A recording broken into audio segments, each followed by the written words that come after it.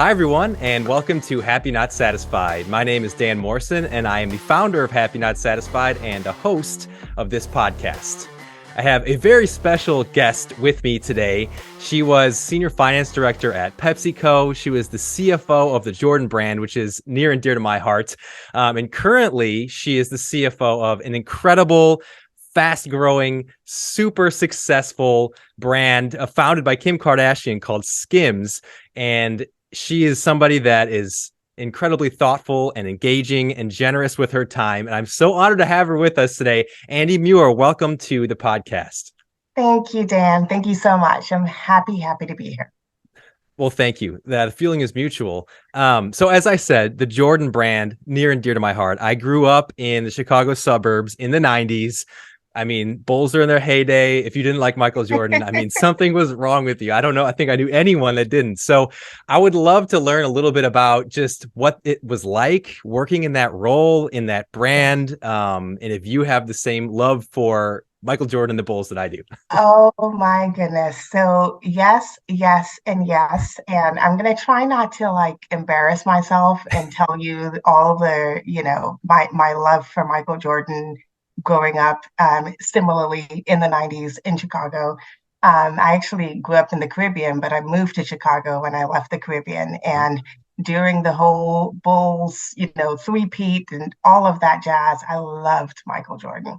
Um, I actually, it's funny story, but when I went to college, I had a Michael Jordan calendar, and I tore out all of the pictures out of that calendar, plastered my wall. My freshman roommate can attest to this. That was probably the only decoration that I took with me to college. It was a suitcase full of clothes and my Michael Jordan calendar. So that just tells you like how much of a fan I was. And so being, fast forward years later and being the CFO for the Jordan brand, it was a little bit surreal, to be honest, right? I mean, it was had such a personal connection. It felt odd. Like, in the first time meeting Michael, it was like, oh my goodness, okay, I have to keep my wits about me. But I will say that the Jordan brand is like its own little ecosystem, I would say, within the Nike Inc. portfolio. And it was an incredible experience to be the CFO for a brand that has such a strong cultural connection to consumers. And that connection only continues to grow and evolve. Um, so being a part of that energy every day, it was absolutely amazing. Absolutely amazing. So nothing but good things to say. And I will always be a Jordan fan. I will always be a Nike brand fan, no matter where I go. I love it. That's incredible. Thank you for sharing that. And I think before we go on to, because I want to talk a little bit, obviously now you're at Skims and kind of find Yeah. out what drew you there if you were in this incredible situation. But I have talked to one other CFO, interestingly enough, and he talked a little bit about what he did, but it was for a pharmaceutical company or a Yeah, biotech yeah, yeah, company, which is very different than either of the companies that we're talking about. And so for I would sure. love to just hear from you, like, so CFO, Chief Financial Officer, right? What does that mean Yeah. though? And what does that look like for someone that maybe just thinks, oh, they probably just do spreadsheets? Oh, I don't think that. I just, oh, someone okay. might That's think just that. Someone might think that. someone might think that, aka not Dan. That's Okay. right. So Exactly. no, I mean it's funny. I could talk about how a CFO manages all the financial matters of a company, and it's all about optimizing the return for shareholders. Whether you're a public company or a private company, you have shareholders who have an ownership interest and stake in the company, right? And so as a CFO, you're always thinking about how to optimize the return to those shareholders. I can talk about how a CFO maximizes revenue and profitability and ensures that you're prioritizing investments and allocating capital to the initiatives that create the greatest long-term value for the company. All of those things are absolutely important and critical to what a CFO does. But I prefer to think of myself as just a critical thought partner across all aspects of the business, helping business leaders unlock critical growth opportunities, figuring out how to get from where the company is today to where it needs to be 10 years from now, 20 years from now, being a problem solver, right? And figuring out what's the best path to a yes when there may be certain external or internal forces and pressures that are standing in the way. So again, it's being that thought partner, it's being a problem solver, it's being in the trenches with the team, and it's all in service of unlocking sustainable, profitable long-term growth for the company. That's how I think about my job as a CFO. And I think one of the best parts of my job is getting the opportunity to see and engage with people across the business to influence the entire value chain of a company. I get to build really strong partnerships for change in that process. That level of collaboration that's necessary to do that is the most exciting and the most inspiring part of my job. That was such an eloquent and incredible answer. Thank you for shedding light on that.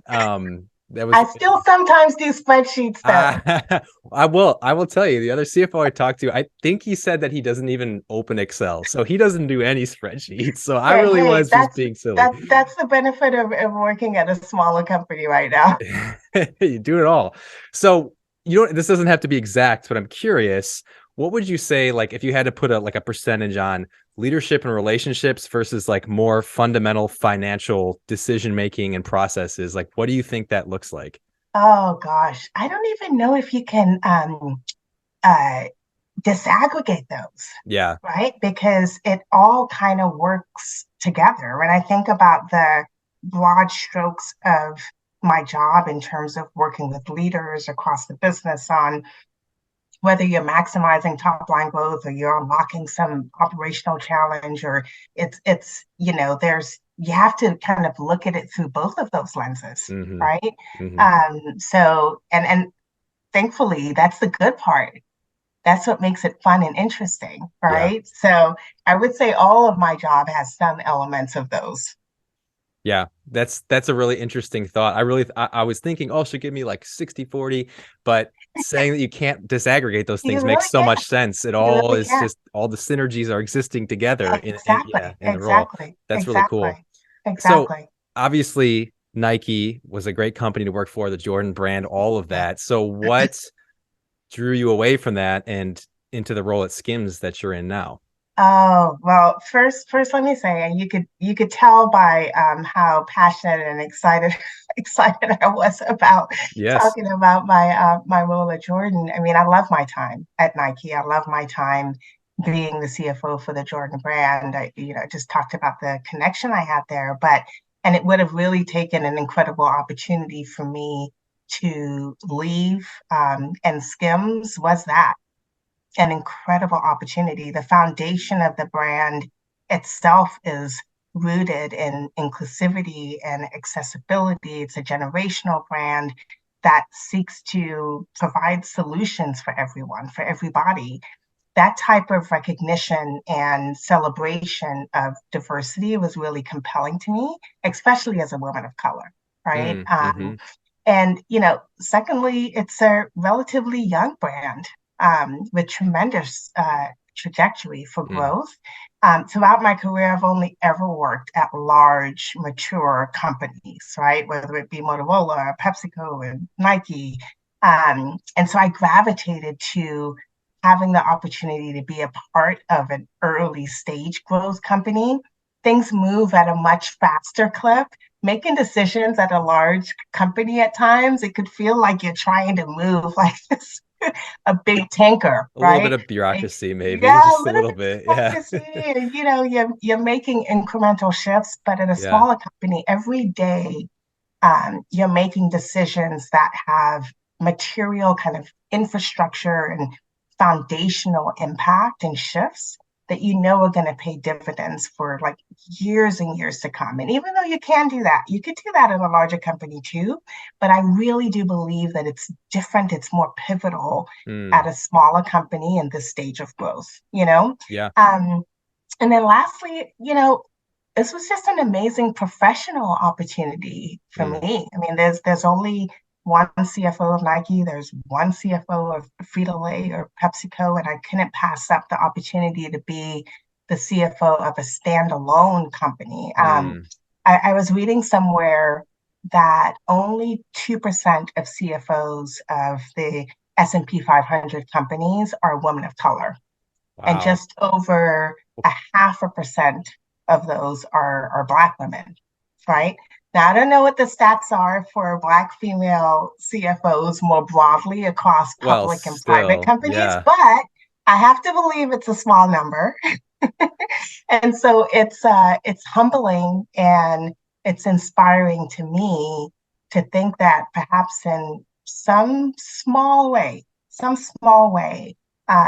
I could be part of opening doors of just helping to Yes. be an example to others who endeavor to take on similar challenges. And they just need to see someone who looks like them who is doing the same. Yes. So just incredibly humbled by that. And I'm just so thankful to be connected with the brand of Skims and the Skims management team, who are all um, just so focused on innovation and collaboration. It's all about moving together as a team. And it's an environment that I really thrive. So many things I want to tag on with what you just said. I mean, the first one is just congratulations on a couple of levels, obviously for earning such an amazing role that you're in, but as you said, I think even more importantly, I mean, blazing a trail for hopefully more young Black women to come up through a similar path and see that it's possible. That's such important work. Probably it almost eclipses all of the actual nitty gritty of what you're doing. Yeah, Yeah, that's really incredible. So yeah, congratulations on so many absolutely. levels. Thank you. Thank you, Yeah, Dan. yeah, Thank you. absolutely. So, and I had a thought. I didn't have this thought until we were just talking, but I realized I guess Jordan Brand and Skims kind of are celebrity founded, right? Yeah. So, is that a coincidence? Did that help you get the job at Skims or? It's funny. Well, I'd be totally naive to think that, of course, every role that I've taken has gotten me to this point, right? Yeah, And so, yes, for sure. Is it a coincidence? I don't know. I don't know. I would say that, my experience at Jordan and working on a brand that had the level of cultural relevance that it does, it is akin to kind of what Skims is building, and the level of brand awareness that it has, and just being on the forefront of culture. So there is a little bit of similarities in that respect, but I feel really fortunate to have had the experiences that I have had at Nike, at Jordan, at Frito, because all of that has really led me to this opportunity and to be able to really show up and bring all of the experiences that I've had to bear. yeah. I will say it's been kind of almost like shocking how fast and significant Skims broke into the market. I mean, as somebody that is not, I don't think the target demographic for the company, even I was like very aware of how fast and Yeah, significantly this company was yeah, growing. So yeah. that's really exciting. And I'm It sure is. in It no is. small part due to you It and is. your Well, skill and hey, your position. there's a team of people who have been with the company from the beginning and really fueling the energy and fueling that connection to consumers. I can't take credit for that at all. Um, but I'm just happy to kind of jump on this journey and be a part of taking the company to its next phase of growth. Yeah. That's my mission. I love it. I love it so much. I want to get into more like higher level sort of philosophical mindset Yeah, things, but sure. one last quick question. For people that don't know, I think publicly traded and private companies are very different, right? And so you had a lot of experience at, like you said, these large publicly traded companies where you have to do quarterly reporting and all that stuff. And now you're probably in a much different situation.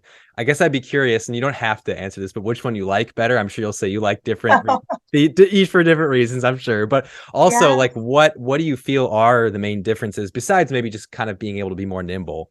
Oh, well, oh gosh, there's a certain level of pressure that comes with being a public company, right? And Yeah. having to report quarterly earnings, um, not miss those quarterly Right. expectations.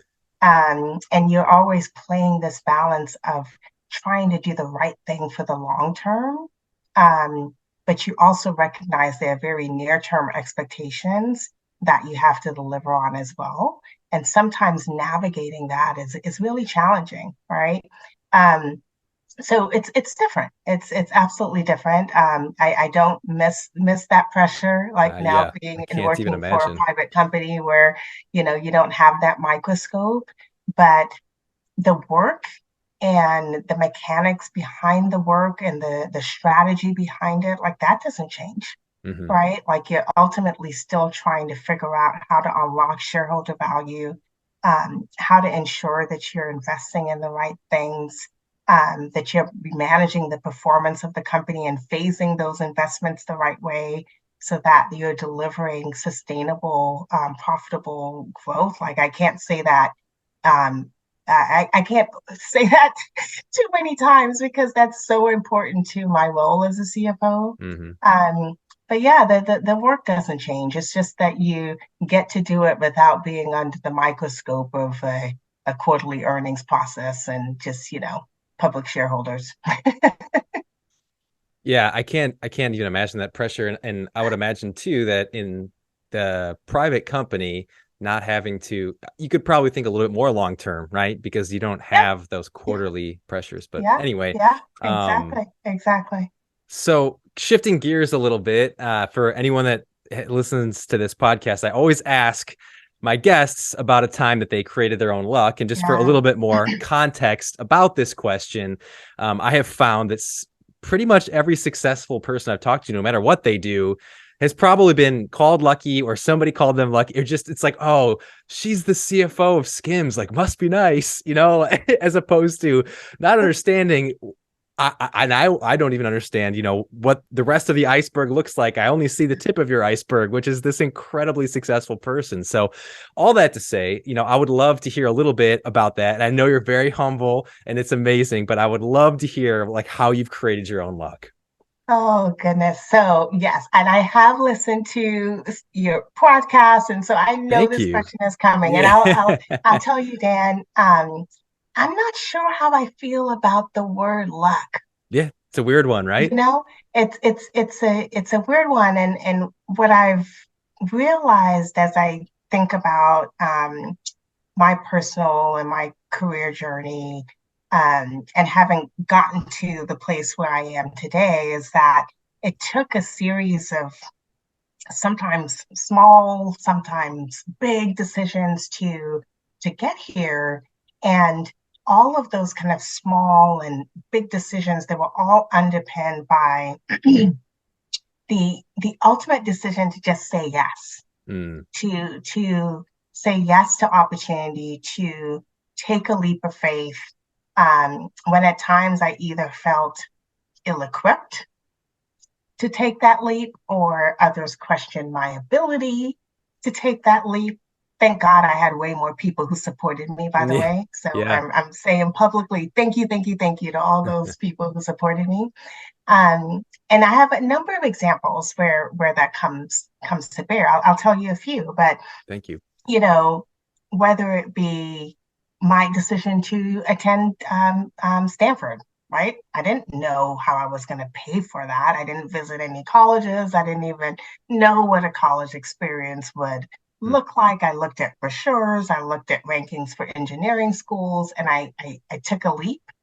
And when I graduated from Stanford with my bachelor's in electrical engineering, I decided to pursue a graduate degree in the same field. And one of my professors at the time told me, I don't think you should do that. mm. It's not going to be the right opportunity for you.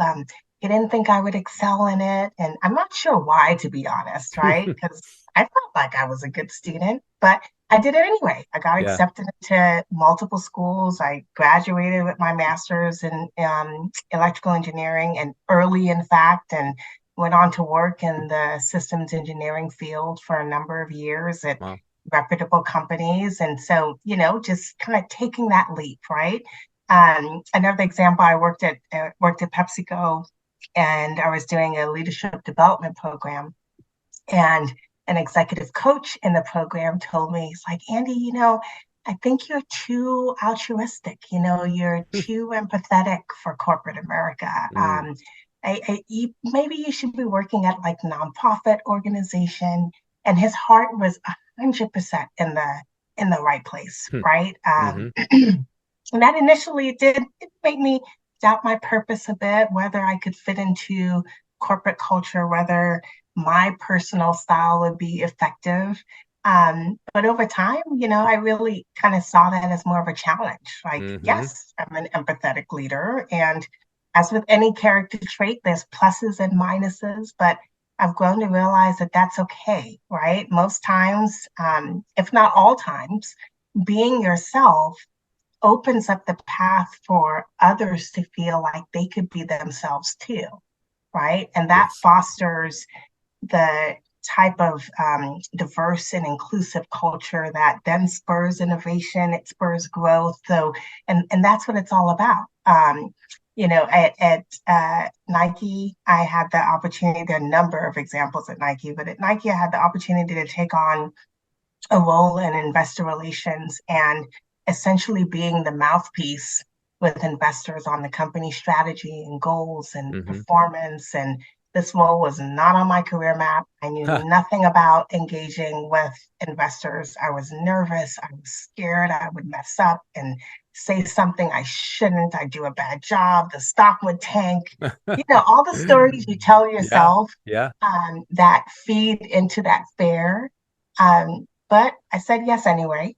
And I am 100% certain that that role was one of the most pivotal roles in my career because it allowed me to build, deeper external stakeholder acumen, to get a broader aperture of the business, to hone my ability to like tell a story and Mhm. craft an investment thesis. And I do not believe that I would have been able to secure the roles that I have had without having taken that one, right? And so all these decisions to say yes and to not focus overly on the odds, or maybe it's saying yes in spite of the odds, Yeah. not letting fear hold you hostage, because I've had my healthy dose of fear and doubt, right? Mhm. I'd be lying to you if I said that was not the case.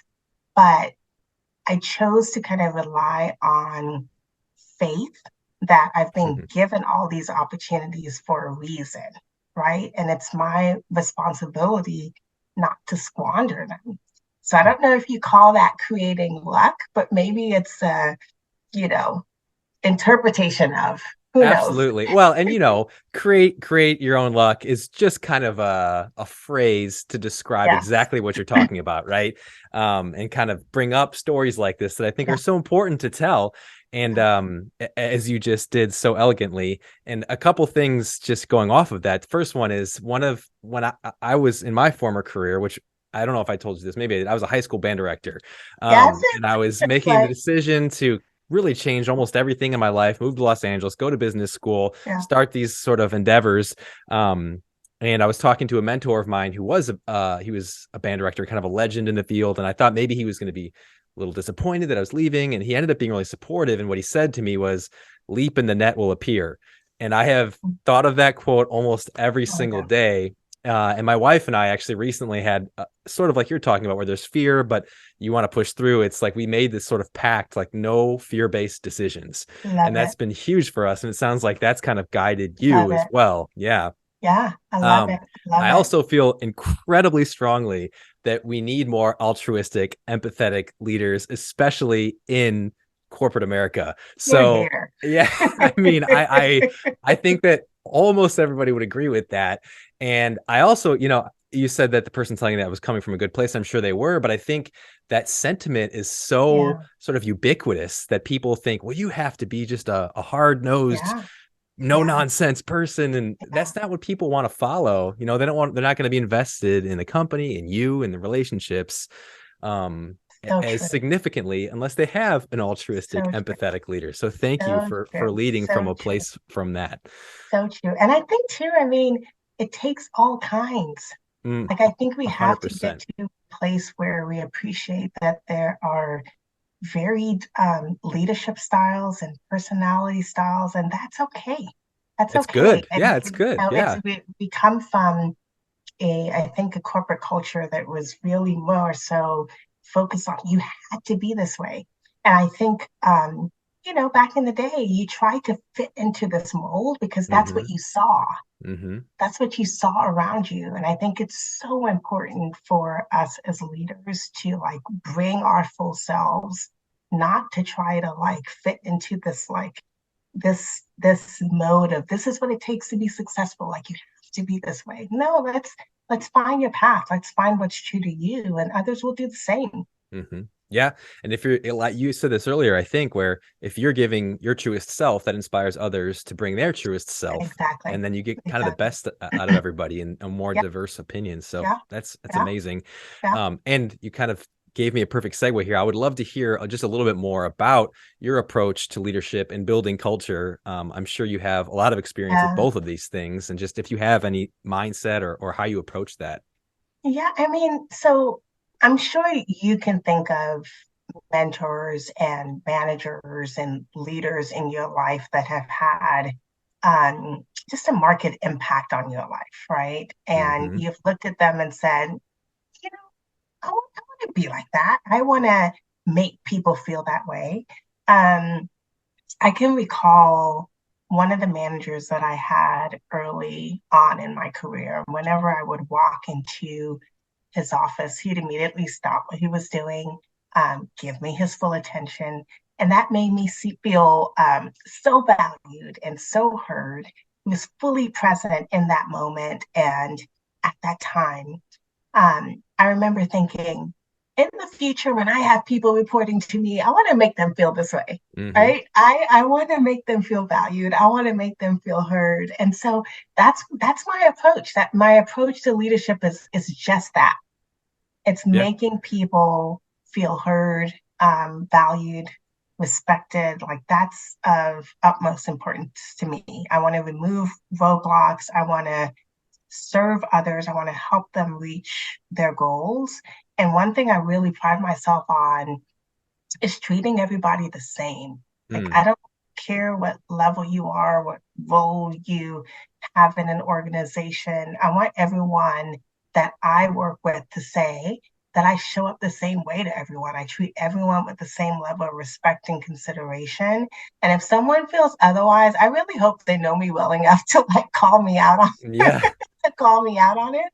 But that's the type of leader that I endeavor to be because I believe that when you show up that way, it kind of fosters um, the type of supportive, collaborative, inclusive culture that I want to build in an organization because I know that's places where I feel, um, you know, safe. I feel valued. I feel like I can actually contribute. And, Mm-hmm. can you imagine all of the energy that goes into trying to fit in a place where you just can't find your place. No. Yeah. If you could shed all of that, just think of all that creative energy and juice that you could actually bring to an organization. I mean, that's really what I'm hoping to bring as a leader is to really unlock that potential.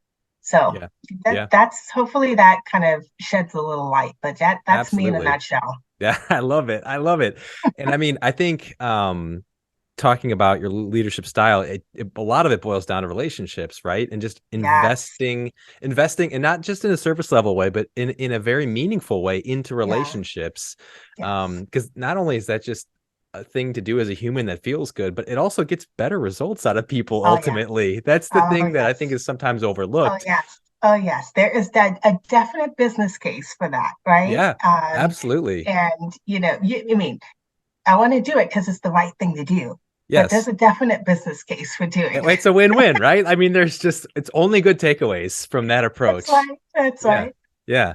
And you touched on this a little bit, but in kind of researching your background, I saw that you were involved with some diversity, equity, inclusion initiatives, I think at Nike, Yeah, served on maybe like a DEI board. And I'm just wondering, like, how do you think leaders can thoughtfully and effectively approach this? Because it's yeah, sometimes I think people just look at it as a buzzword, or they just think yeah, that they have to check some boxes to do it correctly. And I yeah. think that that's really missing the point completely. So I would Oh, love for to sure. hear from you about how you think about that. Yeah, yeah. I mean, I've been really grateful to be a part of driving diversity and inclusion efforts throughout my career, right? From, you know, PepsiCo and Frito-Lay, I was spearheading women of color initiatives, at Nike, just championing enterprise-wide DEI efforts, and now at Skims, working with the team here to define how our DEI strategy should evolve over time. It's all very, valuable work, and it's, obviously for me, very personal work.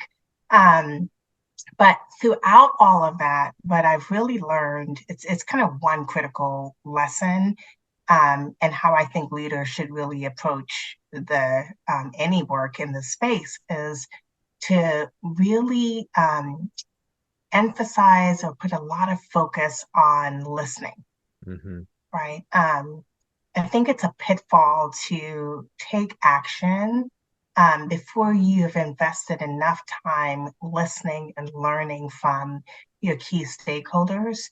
And you could do that through intentional listening, whether it be like, doing broader employee focus groups or one-on-one conversations, or setting up small work groups that are representative of the population that you're trying to serve. Um, you can't ensure that you're focusing your efforts in the right places or in the areas that are going to drive the most impact for the groups you are trying to serve without listening. Mm. So I really can't like emphasize that enough. And one of the things I was really proud of at Nike and even at Frito, like that was a part of the MO, right? Like it was Mm. a constant, and it's not just you listen and you stop, Right. It's step one, right? right? Step one. Yeah. Step one, and then it's like you never go back. It's a constant mechanism Yeah. of just having a pulse on the stakeholder groups, on employees, on the organization. Like you constantly have this feedback mechanism that is going to allow you to ensure that you're having the impact that you want to have. Yeah. So I would encourage all leaders who are embarking on anything in kind of the DEI space. I mean, the whole purpose of doing this is to, again, create cultures that are more diverse, that are more inclusive. And I don't know how you do that without even, talking and listening and engaging the people that you want to serve. Yeah. Thank you for sharing that. That's helpful to me personally, and I'm sure a lot of people too. So, Yeah. so important. I have kind of a left turn quickly because it's been a burning question since you said this earlier. But Uh-huh. how did you bridge the gap from electrical engineer to finance? Where and when and how did that happen? It's so funny, but you know what?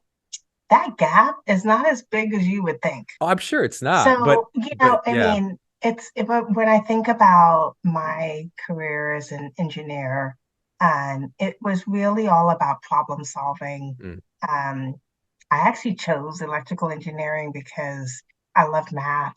And I was like, what's the hardest discipline that I can I love this. choose, engineering discipline I could choose, and the most numbers, whatever. I had an uncle who was like, you should do engineering and you should do electrical. And I was like, okay, sure, right? Is Yeah. it mathy? Yeah, I could do that. Um, but making the switch to business for me was about getting closer to like strategy, business strategy, and closer to the consumer, Mm. and wanting to be a part of building brands and company strategy. And finance to me was like very, very akin to what I was doing as an engineer because it's about problem solving. We kind of talked about all the things earlier. I mean, Hmm. my day to day is it's all about problem solving, and that's what an engineer does. I think actually being an engineer really prepared me Yeah. for being a finance partner, right? Being able to think methodically. about problems and being able to kind of have a broad view of like what are all the possible solutions and kind of really drilling down into the heart of what you're trying to achieve and understanding like what are the key metrics, like how do you gauge success, like all of that is really connected. And Hmm. so when I was in business school, I actually felt that the transition to finance was pretty easy, I bet. Yeah, that doesn't surprise me at in all. that So respect. business It's school, still pretty easy. was that the pivotal moment of like that's where you went in engineering, you came out business basically. Yes, Okay, yeah. yes, absolutely, Yeah, absolutely. that's Yeah, and cool. the bonus is I met my husband in business school, so there you go. I I got to love take it. a little takeaway prize from Yeah. that too. That's amazing. Yeah, I mean, everything is so related, and it's maybe on the surface you don't see it, right? I mean, I was a high school Yeah, band director, but it was running an organization. It was essentially running a business, but yeah, the average person would never think that. Just like true. electrical engineering to CFO seems like maybe a huge leap when really it was probably in a lot of ways very Definitely. closely Yeah, related. Yeah, yeah, that's super yeah, interesting. yeah, Um, so last couple things here, but I think very important, at least for me personally. Obviously, this podcast is called Happy Not Satisfied. It's a phrase that is yeah. very important to me for a lot of reasons. And it's sort of this idea of finding joy from continual growth and like going to bed proud of what you did that day while looking forward to what you get to do the next day. And I get the impression that you sort of have that mindset just in the short time that I've gotten to know you. But are there any, even if it's something different than that, like are there just sort of general life mantras or ideas that you try to follow with like routines or your approach to living such, I'm sure, a very busy life while staying sane? What does that look like? How do you navigate that in your mind? Oh my gosh, it's great, great question. I mean, so yes, I there are a number of things that I do to kind of keep grounded, I would probably say, right? Mm-hmm. And to um, try to be as present in life as I can. Dan, I will say sometimes it is a struggle, Mm-hmm. right? And I don't I quite get hear it you. right, Yeah. right? Yeah. Um, but I do try, right? Yeah. Whether it be just kind of waking up first thing in the morning and just kind of having a moment to meditate, to just pray, get together, get myself together in the right mind state Mm-hmm. for what's to come in the day. Um, Being grateful and being thankful for being able to wake up and have breath in my lungs in the day. Yep.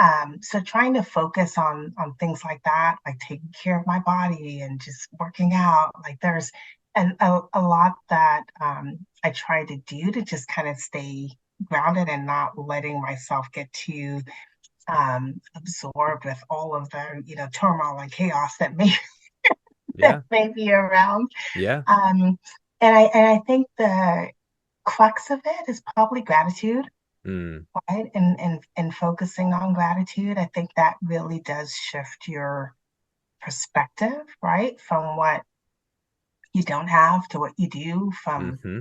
what you haven't accomplished to what you've been blessed to experience, so I try to focus on that, and some days it's easier than others, but I really do feel just very fortunate and very blessed to have had the opportunities that I have had, and I believe that to whom much is given much is expected. Mm. That's a great line. And so that's how I just try to live my life honoring that. Yeah. Wow. The perspective and gratitude pieces are two things lately that I have tried to focus a lot on. And the perspective idea is makes so much sense, but is so hard in practice Yes. because our problems to us feel so significant, even though, even for me at least, I can step away from it and be aware that this is not actually a big problem, but it Yeah. doesn't always make it feel better in the moment, Oh, I know. And I that's the know. hardest part. And I think it's important for people to hear that everybody has Yes. that Oh, sort of yeah. thing that they're working Oh, through. yeah. And I agree completely that gratitude is probably the biggest thing that can help you down a productive mental Yeah. path there. Yeah. Um, and to me, the hardest part is just physically, mentally committing to actually doing it. Yeah. It's like, oh, that would be good. I should do that. And then it's like, I'll do it tomorrow, or Yeah. maybe I'll do it. But like I try now, like as I'm falling asleep, almost as like a ritual to just think of and say in my mind all the people and things and my Yes. health that I am thankful for. Yes. And even though it sounds Yes. maybe like cliche, it works. No, It it does. does. It does work. I actually have a timer. I have a timer on my phone that goes off at 2 o'clock every day, and it's a gratitude timer. I And love that. it's just a moment to like stop and just think of a few things Yeah, that you're thankful for, I'm stealing that. just to kind of reset. Yeah. I'm a big fan of time of setting timers on my phone Yeah. All right. I like this. Tell me to more. just force it, right? Yeah, To force it exactly. in and to Otherwise, you won't force do it. yourself to Yeah. stop. Otherwise, you won't do it. Yeah. Otherwise, you won't do it. So I 100% agree. And um, I it's funny. I was telling my husband something the other day, and I was like, "Oh, listen, look at this. Like, why is this way?" Blah blah. He's like, "Okay, but why don't you think about the fact that you should be thankful for X, Y, Z?" And I Yep. was like, "Yep, thank you Yeah. for giving me a dose of my own medicine." And as soon as I Yeah. thought about that, though, mindset shift. Yeah. Absolutely, because it's almost like there's no room for the doubt, the Yeah. uncomfortableness, the anger, the contention. Like gratitude, like crowds all of that out.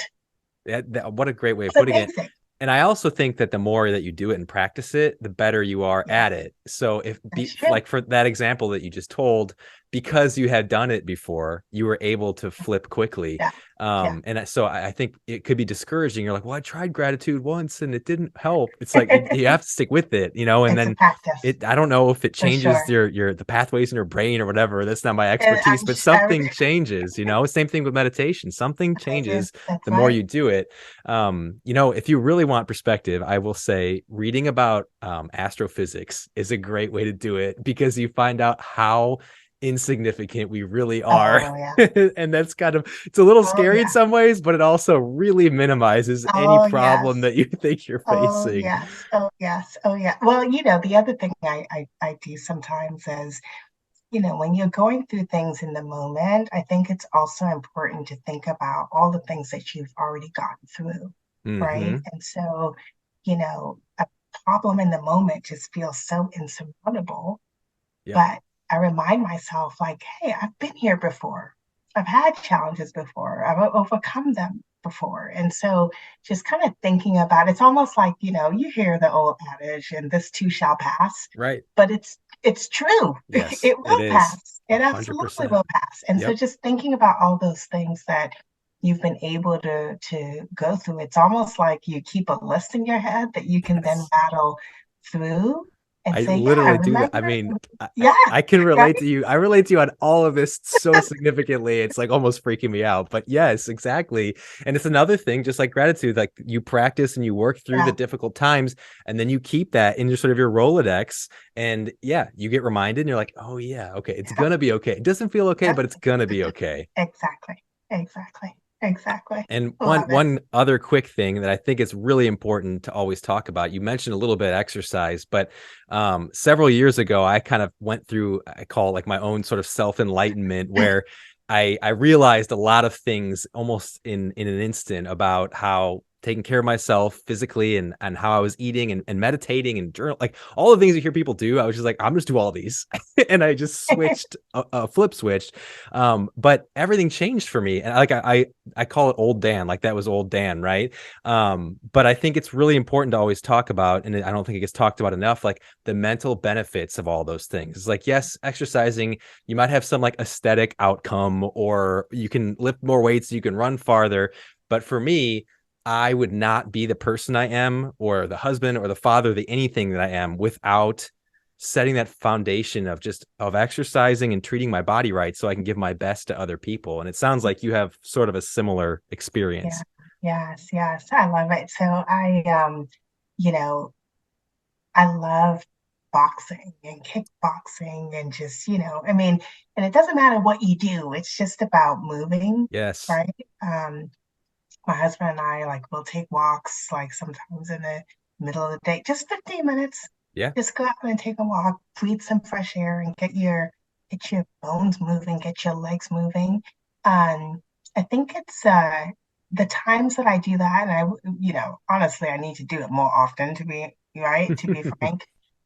Because the times that you do it and just step away, like you come back and you're so much more refreshed. Hmm. Um, you see things from a different perspective. You see problems from a different perspective when you just kind of step away and allow yourself to just be and focus and breathe and move and just focus on being fit, like all of that. I took this course. Um, gosh, it was a long, long time ago, Dan, but it was called the Couldn't have been that long ago.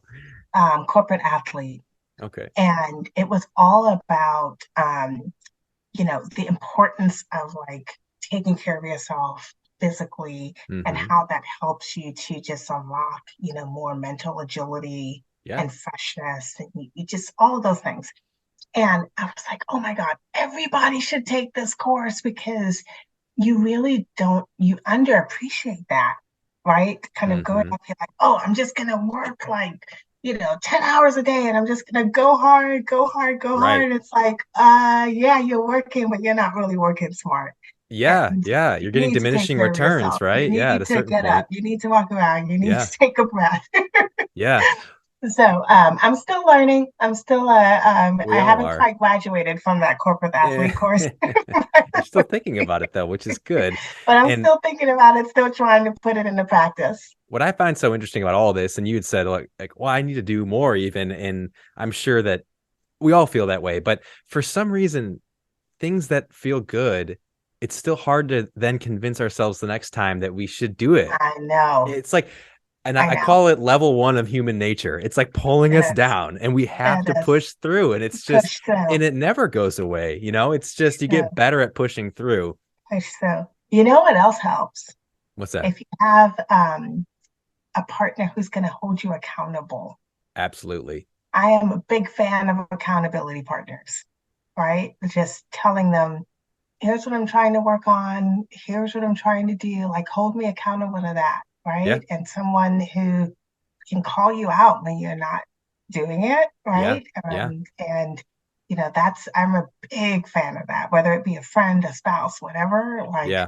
have someone who's going to be your accountability partner, and they're going to help you push through it. They're going to call you out. Yeah. I actually just did an episode of this podcast with my wife. It was really fun.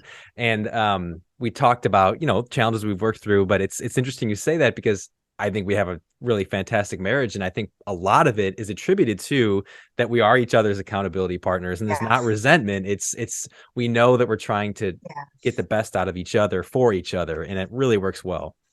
100%. My husband is my number one accountability partner, hands down. So Yeah. I hear you on that. Yeah, yeah, that's so great. One last thing before we go. Yeah. There's one thing. So something I struggle with, and I'd be curious to hear from you about, is this idea of I'll be happy once I. And I think a lot of successful, ambitious people face this, or just everybody, of like, I will be happy once I get to this next milestone, whether it's find a spouse, buy the house, get the car, get the promotion, finish this project. We lose sight of the day to day. We're solely focused on the next thing. And then you get there, it's like, oh, great. And then that wanes. And then you're thinking about Yeah. the next thing, right? Yeah. So do you face that? How do you manage that and work through that in a productive way if you do? Mm. I do not. I actually do not like that concept of deferred or No, I don't either. circumstantial Yeah, happiness. There's actually something quite depressing about that, right? I It's agree like you're completely. constantly Yeah. striving for the next thing. But it's hard to Um, break out of it, I think, when you're in it.